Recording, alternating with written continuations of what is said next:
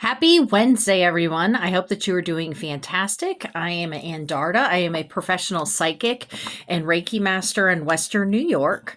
And today I wanted to talk about Jupiter in retrograde.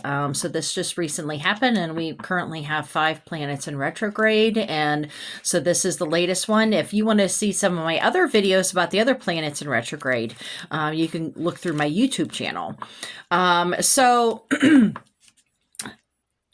Jupiter in retrograde started on November 10th in Cancer, and then it's shifting into Gemini on December the 5th, and it's going until March 11th of 2026. So it's going to be with us for a bit. And what exactly is Jupiter? Jupiter is the planet of hope, growth, and abundance. And when it retrogrades, then it shifts us to our internal selves. It makes us slow down and look at our internal aspects of those energies. And so we have an internal examination of our personal beliefs, goals, and what brings us emotional security. So there's different questions that I think might be helpful for you to reflect upon, journal, meditate on, that is definitely part of this Jupiter in retrograde right now, which is affecting all of us. So what makes you feel like you belong, if you belong? Who do you belong to? Where do you belong, and how is that? What are your needs that you are required or needing of others? Okay, and are they being met? Are you, what are your personal goals, which may or may not include others? How long are you going to achieve how long is it going to take you to achieve your long-term goals? And so then this is a time to really examine, map out your short and especially your long-term goals, your personal goals, the things that you actually want to achieve in life, your goals, your aspirations, things like that. So don't rush into these goals. This is not the time right now to really start going crazy and spending a lot of money and doing the things. This is the time right now to map out these goals.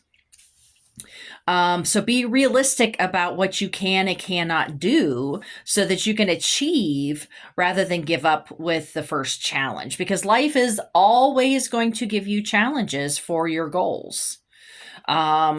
It's just how we react to these obstacles or barriers, and if we can actually flip them from being a challenge or a barrier into something that actually is part of our path, our life. That's very much showing your personal growth. If you're able to shift something that at first seemed to be like a challenge or a barrier and changing it into something that is actually helpful for you. So we're really focusing on inner reflection and re-evaluation. Do you give yourself some quiet time to look within? Or do you allow everyone and everything in your life to be an excuse to not dig deep into your subconscious, into your emotions, into your goals and your aspirations? Because we can always get distracted by the mundane, everyday things, right? And so how do you stay the course? If you are staying the course, do you even have a course?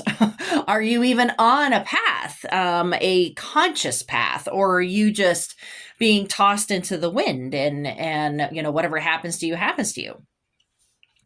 How have you grown spiritually, emotionally, mentally, and physically?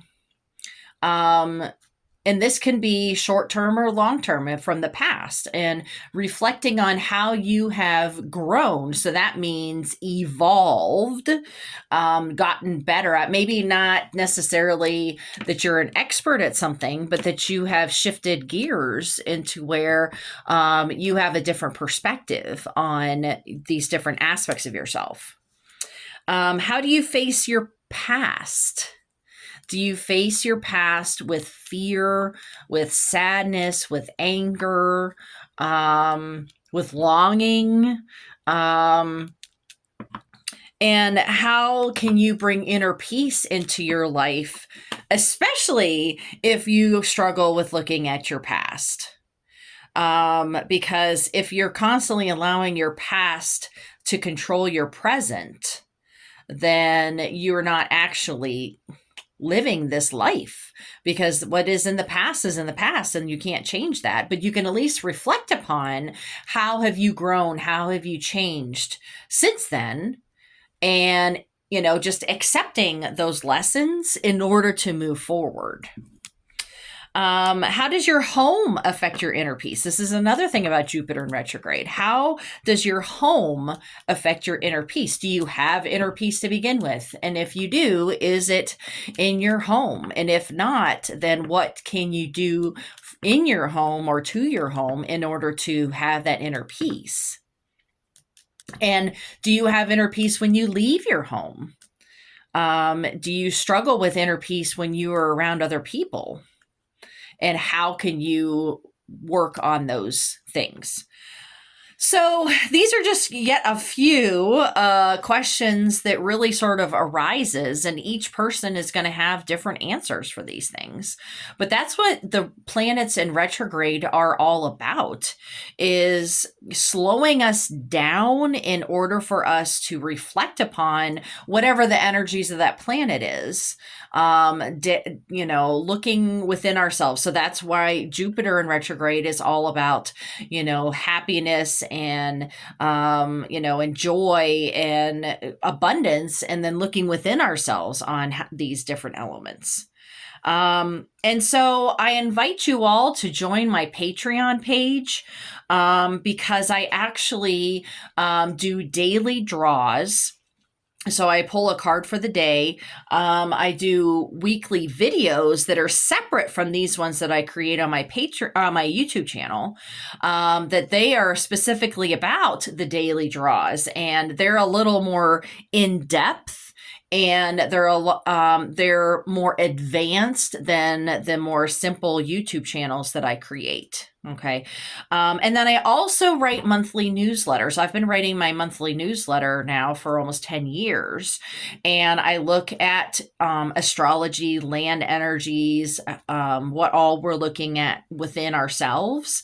And so if you're really interested in doing more in-depth studies of yourself and astrology and all of these other things, then just, signing up onto my Patreon page, you have access to those tools.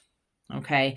And my patrons get the lowest price whenever I do have a sale, which this month, my past life regressions are on sale. So my patrons have the price of $100 for an hour session as opposed to $150.